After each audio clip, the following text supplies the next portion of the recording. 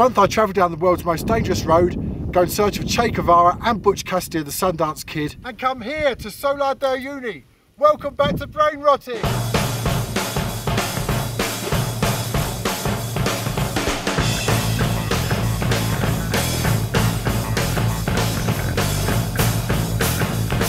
I think this might be the most remote border crossing I've crossed so far. Right now I'm in Peru, now I'm in Bolivia. This, believe it or not, is the border.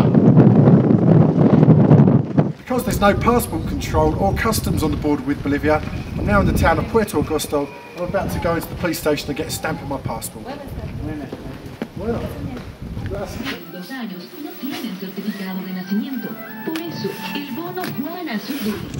well, clearing immigration in La Paz seemed to be pretty easy going, but Aduana wasn't. That's customs for the bike. After 4 hours, I now have my documentation and I'm free to head on south, move on south. If you're going to celebrate your birthday thousands of miles away from home, you've got to do something special.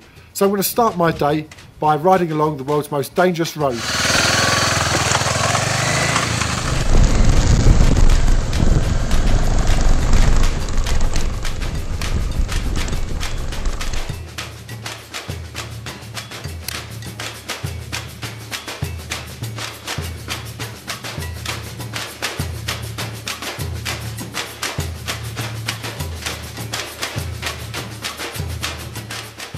I then finished my day with a British curry and a pint at the bar described by the Lonely Planet as being worst culture experience in La Paz. Yes. Brilliant.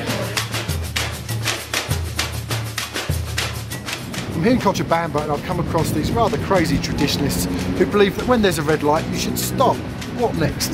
They're expecting people to use their indicators when they turn corners, stop them from overtaking on blind corners, and even get them to turn their headlights on at night.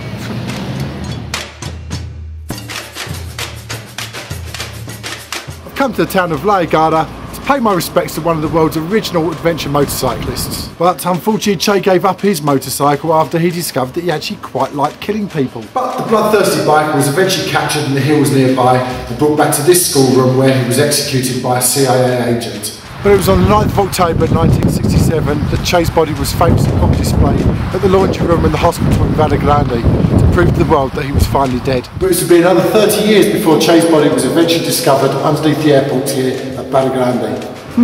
Giving up my motorcycle for guns. Motorcycle for guns. Motorcycle for guns.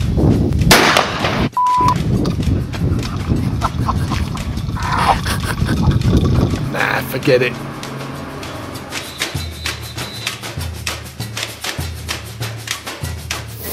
If you've ever grumbled about your life at home, you need to pay a visit to the mineral mines at Potosi.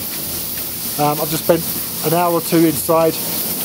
My lungs are burning and I'm very grateful to be tasting oxygen and feel the sun on my skin again. What the f are we doing? How are you feeling? I'll tell you what, it stinks and I've even lost. The miners fueled on coca leaves work in appalling conditions down here, yeah, it really makes you grateful for the life that we have back at home.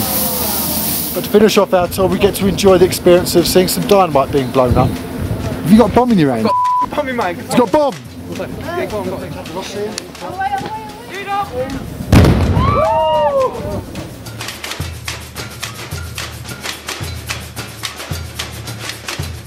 But it isn't just Cuban revolutionaries who came to Bolivia to start a fight and lost.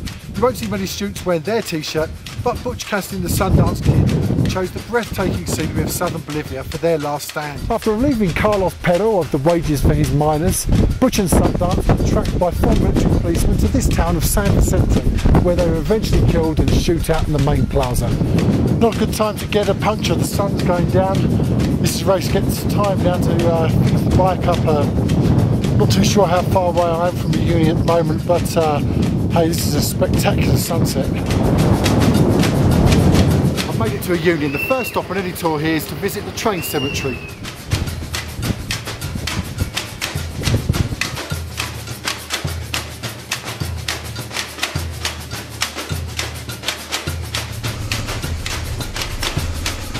And if you've ever wondered where I park my bike at night, well, you just ride it into the hotel, of course.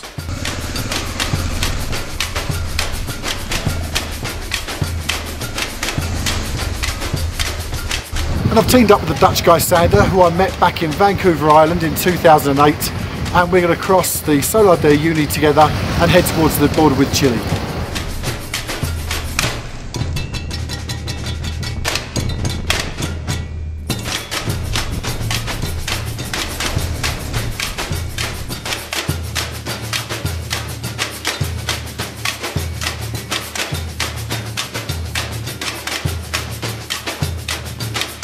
Just when you'd forgotten that you're nearly 2.5 miles above sea level on the evaporated seabed, you come across this beautiful coral island where you can admire the giant cacti.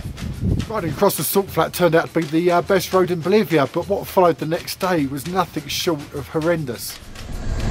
This is really hard work, really tiring. So road surface changing from gravel to sand, but it's washable and it's so aggressive. It's drained all the strength of my arms, and I hate to think what it's doing to the bike. It feels like I'm systematically destroying it.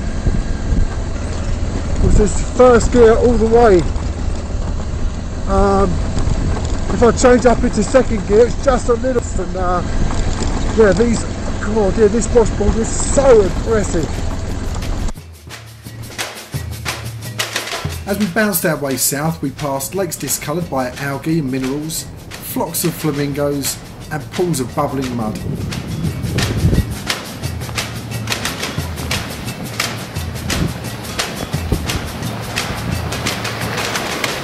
God, do you know what I dreamt of last night? I wouldn't know, Graham. Smooth, sexy black tarmac. I wonder how we would feel when we get there.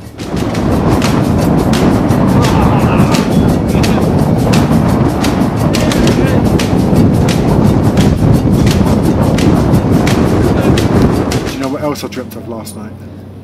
I don't know. A hot shower in a luxury bathroom.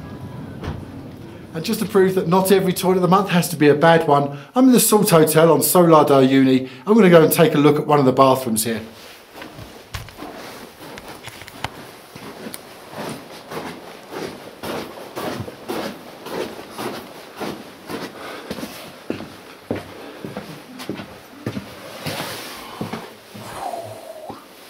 Every brick in this hotel is made out of salt, but sadly at $100 a night I won't be using this bathroom, but it is this month's toilet of the month.